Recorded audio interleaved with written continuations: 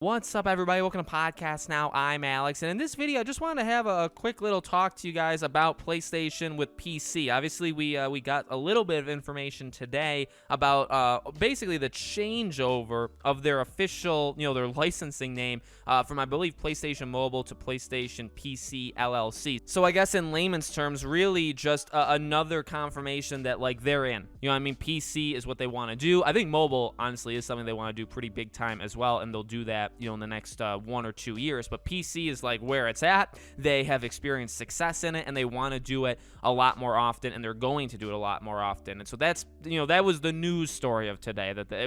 That's all it is. It was not it wasn't Jim Ryan going on his podium and telling us that PC gaming is the future and we should all move over there. But it's just another sign that I think Sony is in on this stuff. And so I guess to quickly just say what I want to say about my opinions on it. I have said it before, but I want to kind of combine it all and summarize it here. I'm a big fan of this. I really think what they're doing, what Sony specifically. Now, this is not a console war thing, and for the love of God, don't make it one in the comments. But I like if you're thinking strategically for what Sony is and what Sony is doing. I love the idea, right? Microsoft's got its thing, and I don't think the idea of putting a game out on the console and on PC the same day is a smart move to sell a console. That I guess is probably the definitive statement I would make. I don't think it's a bad move in general. I actually like it, especially for Game Pass, or even an example for me like Age of Empires. Obviously, that's not even on Xbox, so coming out on PC on Game Pass.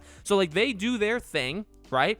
And it works. I mean, Game Pass obviously works and all that. PlayStation, it's not about that. It's about selling the PS5, right? Or it's about selling the PS4, or both. Or at one point it was only one, and that's the idea of it, right? And so you can't, in my opinion, you truly cannot put out a game on PlayStation and on if it's your an exclusive, if the goal is to sell your console, right? It's a big if. Microsoft, Phil Spencer has literally said multiple times before that he doesn't care. They don't mind if you do not buy the new Xbox or the Xbox in general. Their goal is to have you be playing games or their games literally anywhere. If you're sitting on the couch on your phone, you need to be able to play Xbox games. That's the whole idea. So again, it's just a different model, and I have really no problem with either one. But again, for Sony's strategy, what Sony is doing, I think it's a phenomenal thing to do this more often. I mean, it took them a very long time, and they still, I do think, need to slice the difference of time between coming out on console and then releasing on PC. In my opinion, really, if the game is able to run on PC, right? Obviously, if the game's not, you have to make it able to. But really, it should be comes out on console, and then maybe a year later, maximum, it should come out on PC. Now, I do think actually that is the future that we're heading to, if not even maybe 6 months after the game comes out.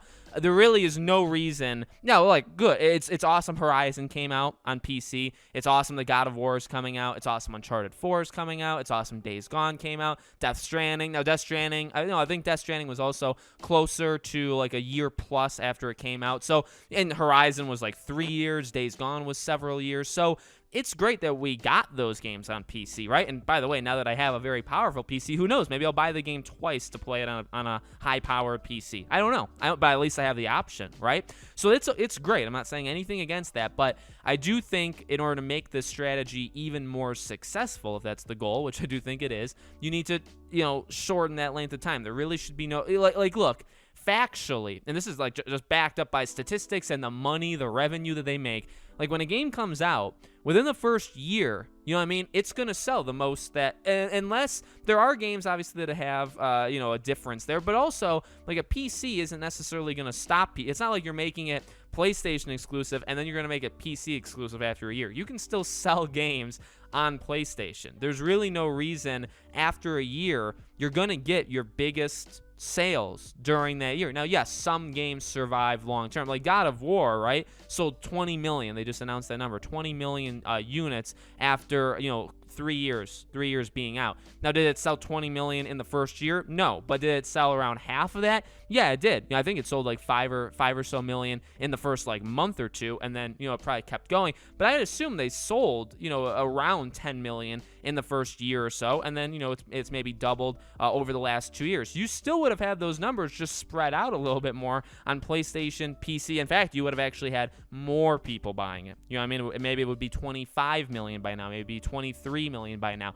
but you would have had more people. So again, I like the strategy a lot. I think you just need to shorten that time. When a game, I don't know, like Ratchet and Clank, really, Ratchet and Clank by next June should be on PC. I think that would be a great thing. It opens it up to more people, and that's always the thing, what I mean? And by the way, like, maybe the difference between me and other people is like like other people online, I actually get the idea of, like, gatekeeping sounds bad, and maybe is the wrong term to use here. It probably is, but I guess protecting games that are coming out on PlayStation, not putting them anywhere else because you want PlayStation to succeed.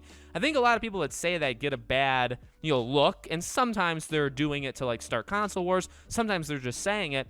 I agree to an extent. Like, I don't want that's again why I stand where I stand. I don't think you do need to have them come out day and date, because you need a reason for people to buy the console. If Ratchet and Clank did come out day one on PS5 and PC, well, look, there's really not that many reasons to buy a PS5. There's only like 4 or 5 exclusives only on PS5. So if you put one of the biggest ones, or maybe the biggest one, also on PC the first day, you've lowered the like why you would want a PS5. I'm sure I'm missing the right term because I talk so fast, I don't have a script, but you're losing out on that because now there's not that reason anymore. You could just have a PC. So, like, I do agree with that, but yet again, then you go a little bit, I think, for those people, maybe they go a little bit too far. The fact that you can never have it on another platform is probably very silly. You get the most value out of it in the first year. You're not going to hurt sales. In fact, you'll increase sales. The only thing you would be hurting is, yes, year 2, year 3, year 4 that the game is out, you don't need the PlayStation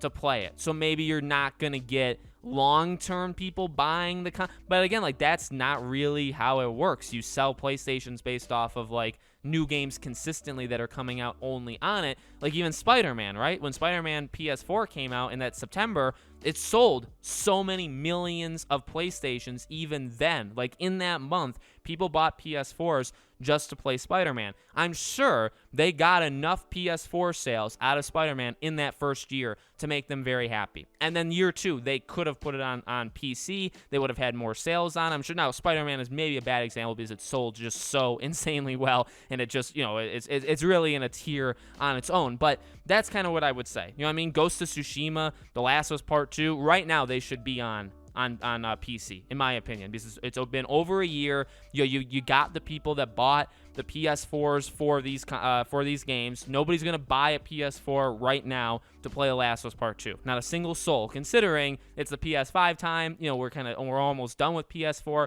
so put it on PC. And I do think that's the strategy. I do, but those are just some examples that kind of come to mind. So let me know what you guys think about all this in the comments below. Make sure you guys are subscribed to the channel. Hit the bell icon so you guys know when all these videos go up. If you guys want to follow me on Twitter or subscribe to my second YouTube channel or support us on Patreon or YouTube memberships, links for all of them are in the description below.